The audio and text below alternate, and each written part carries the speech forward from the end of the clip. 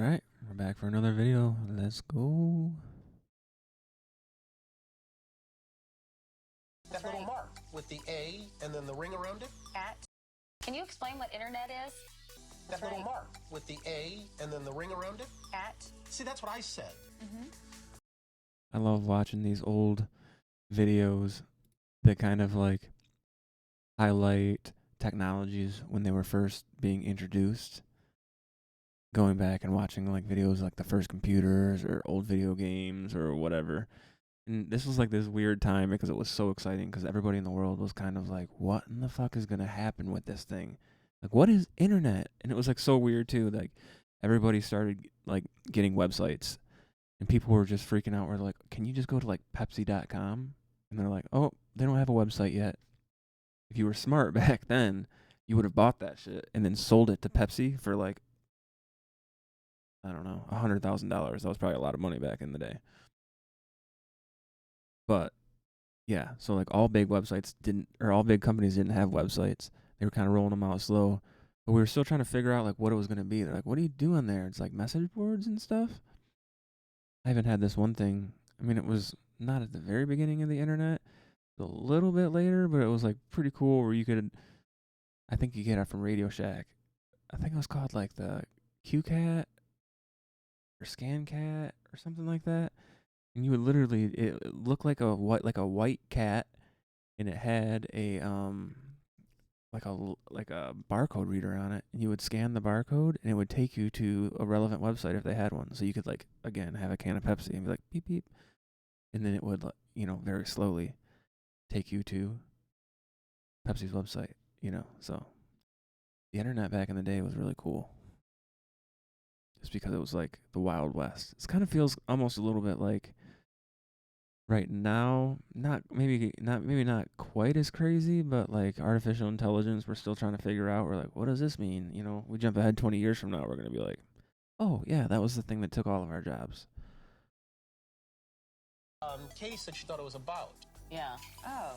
The information superhighway can be a confusing mix of About. on-ramps and off-ramps. The internet starts as a military communication network in the 60s and spends the next 20 years being further developed in university computer science labs. But Obviously, internet existed, like they just said, for military back in the 60s.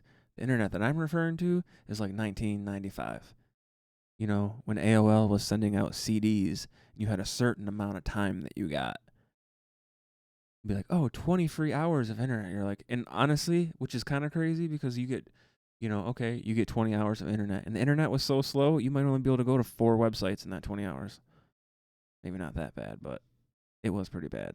it was the creation of the World Wide Web in 1990, a series of web pages connected by hyperlinks that made the internet become something that the average person can use. Your link to literature, the arts, the world at your fingertips. The free transfer of information in as accessible a way as possible. We're going to make it Ask so that Jeeves. anybody can access anything from anywhere. I was like, well, that's kind of a cool idea. And who better to latch onto a cool new idea than baby boomers Bill Clinton and Al Gore? When they get elected in 1993, the World Wide Web is at the center of their proposed tech. I think that Al Gore claimed to be like the inventor of the internet. I think that was like one of those like campaign lies. I'm pretty sure that he was campaigning on being like, yeah, I invented the internet, which he did not invent the internet. But also, it's interesting like the challenges that that you had to face when you were the president, or at this vice president, I should say, for Al Gore specifically. But for Bill Clinton and Al Gore, like, it had to be pretty tricky to navigate internet law when it's like something's getting created so fast that like how do you slow that down? I mean, even for people that were a little bit older, just like nowadays, it was probably hard to even like, what are you talking about? Like, what does it actually do? And then how is it really going to impact us? And in the time that they were in office, it just blew up.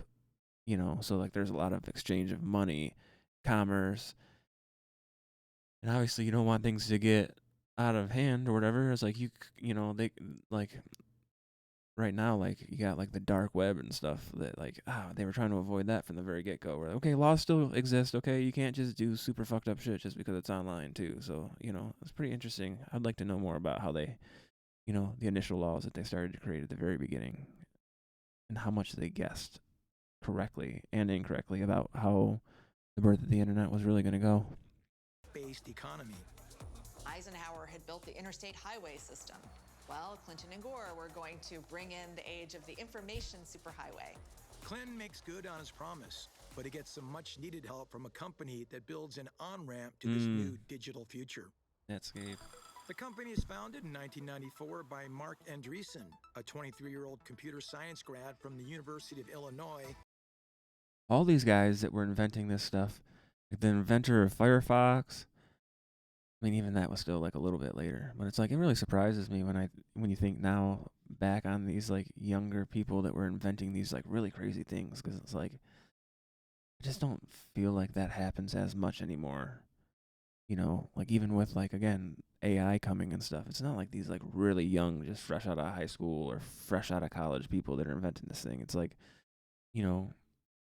it might be a lot of people, like a conglomerate of those sorts of people working for a company that are like inventing these sort of things, but these like really young entrepreneurs that are just like starting these crazy ideas, I just haven't seen that in a while.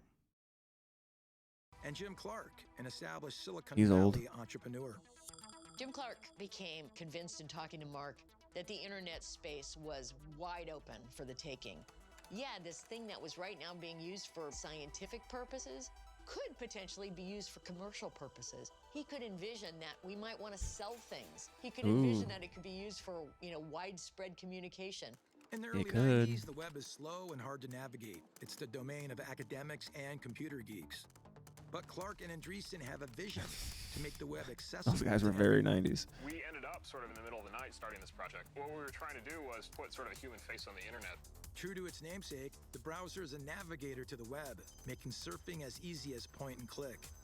See how long it took? Navigator was the first commercial version of a web browser that spawned Apple Safari, it spawned Google Chrome. All of a sudden, the power of the internet that had been there for years was available to everybody in an easy way, point and click, the universal language. Netscape was foundational. This wasn't just a nice to have. Having the browser was absolutely essential to internet commerce, for entertainment, for communication, all these things. With Netscape recruiting employees fresh out of college. The first time I used the internet, my dad set it up. I want to say it was in like 1995, which would have made me 9 years old. And again, these kind of things were very hard to navigate back then because you just really, it happened so fast. You just weren't really thinking about the consequences of the things, that were getting rolled out and in what way they were going to negatively impact society and such. But I remember my dad, he was in a chat room. And he's like, "Oh, come up here." And he's like, "Look, I'm talking to, like, just like these random people, like this person's from Maine or whatever. And like, watch, if you click here, like you can actually start like a private conversation with them or whatever."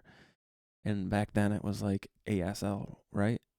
A/S/L, which meant age, sex, location, right? And that was like a way when you started a chat with somebody random, that's the way that it worked. It's like, oh, you said something funny in like the main chat.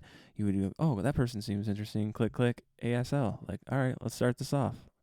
Tell me a little bit about yourself, right? And so, like, my dad was sitting there, and, like, I was like, oh, can I try or whatever? He's like, yeah, sure. And I sat down, I clicked on a person that I thought was funny or whatever, and I was like, ASL, and it was like, 56, male, Texas, or whatever. My dad was like, all right, I'm going downstairs, man, have fun. And I was just like,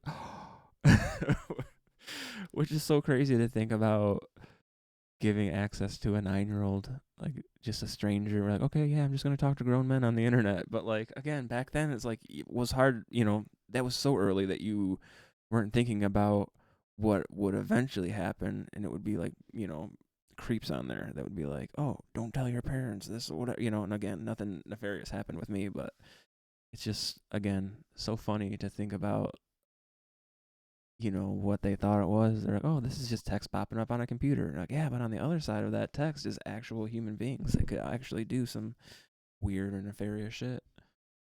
Traditional workplace culture of tech giants like IBM is getting replaced. Geeks But also, you know, the threat that we have like nowadays, right? When like young kids get cell phones, is like they all just like walk around with like cameras in their pockets. You know, like for me, like I was talking to that 56-year-old man from Texas, and he was like, "Oh, send me like a bad picture." Like, do you know how hard that would be to like get that to him? Like, I'd have to go find the family camera, hope that there was film in it, take the picture, take it to, you know, some sort of pharmacy, hope that my parents or whoever, you know, like, you know, that there was no like arrest because there would be pictures of a naked kid on there or something, right? Then I'd have to have that picture and I'd have to come back, hope I had a scanner, which at that time I didn't, you know, to try to make, you know, a photo end up on my computer.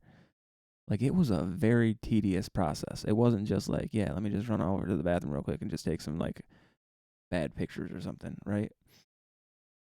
So, I mean, again, kidnapping and stuff, yeah, you could always just, you know, get addresses and be like, oh, I'm going to be in town. But even still, it was like, that would be kind of hard because, like, logins and all this different stuff, like, oh, man, you'd have to find another, I don't know, go to a library and find another computer, like, okay, I'm in town. It wasn't like people were just walking around like, okay, I'm at your house, you know, like, it was a lot harder to be a creep back then, too. Run this startup, and they write the rules as they go.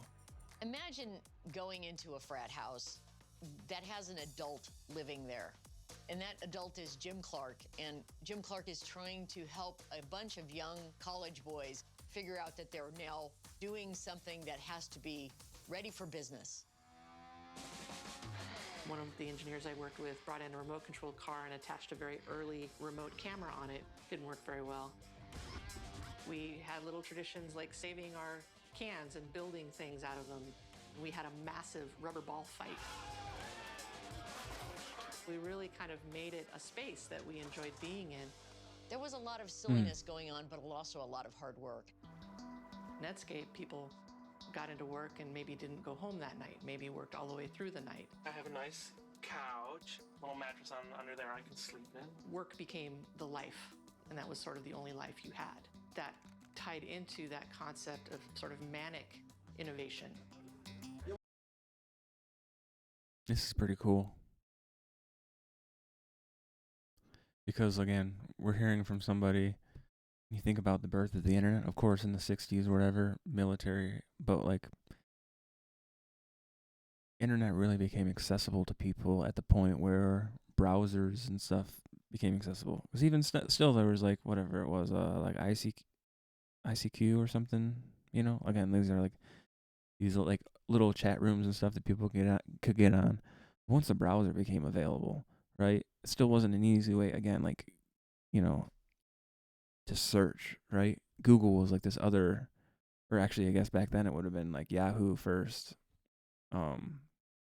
Ask Jeeves, those sort of things where you're like, okay, there's information that I need and I don't know where to go for it, right? But still, at this point, all that started happening really at the birth of, like, again, these browsers where you're like, okay, there's a place that I can go and I know that I'm, like, looking for information or there's information that needs to be accessed. I'm going here now. And everybody kind of had, like, again, their standard. Because you had computer games back then. You had discs that had, like, I had a library, like, of, like, sports discs, you know, from, like, Sports Illustrated. And I'm like, okay, cool. You know, like, I could put that in and it had, like, sports stats and, like, little videos and stuff, you know. But, like, that was my first, you know, way of finding out sports information was, like, using those sort of discs. And then, like, browsers happen and you're like, oh, damn, that's pretty sweet. Like, I can actually, like, find something that I don't own, like, information that I don't have access to. Like, you know, again, back then, like, I remember my family even had encyclopedias at one point, right? Oh. What's your doctor say, Tara? My doctor says, interestingly enough, that I work too much. The web's ruled by the under 30 set. In '94, 30-year-old Jeff Bezos creates Amazon out of his garage. The same year, Yahoo, a searchable web directory, is launched by 20-somethings Jerry Yang and David Filo. Yahoo had an exclamation point at the end of it. I wonder if they're still rich. Like, it was Yahoo exclamation point. Like, that was the way you had to print it in the newspaper. So this playfulness with the front men, kind of these young geeky types that clearly weren't the popular jocks in high school.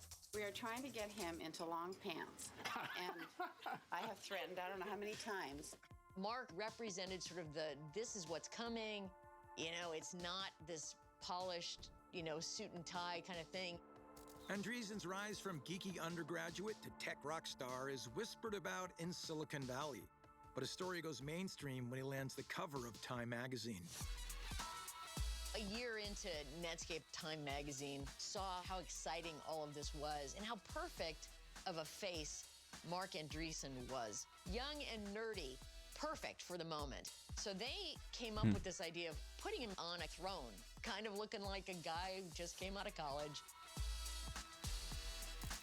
And he had no shoes on. He was evidently the first person to appear on a cover of Time magazine with bare feet.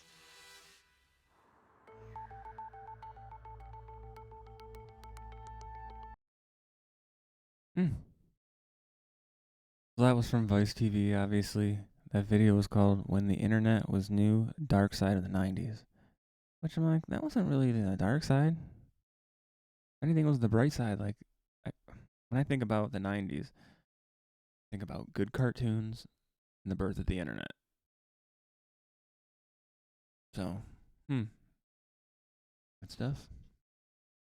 Wonder what's next. It's got to be AI, right? Maybe my kids will be thinking about the times that, oh, I kind of did the same sort of thing. I've given my kid my Chat GPT little voice chat thing. I was like, here you go. Have fun. Ask any question you want. He's just like, he was walking around the house just being like, what are dinosaurs? Hee hee hee. Whatever. And he's going to have his own little memories, where he's going to be like, man, my dad just gave me full ass access to this robot that knew everything. That was kind of crazy. He didn't even think about bop, bop, bop, whatever sort of crazy shit's to come.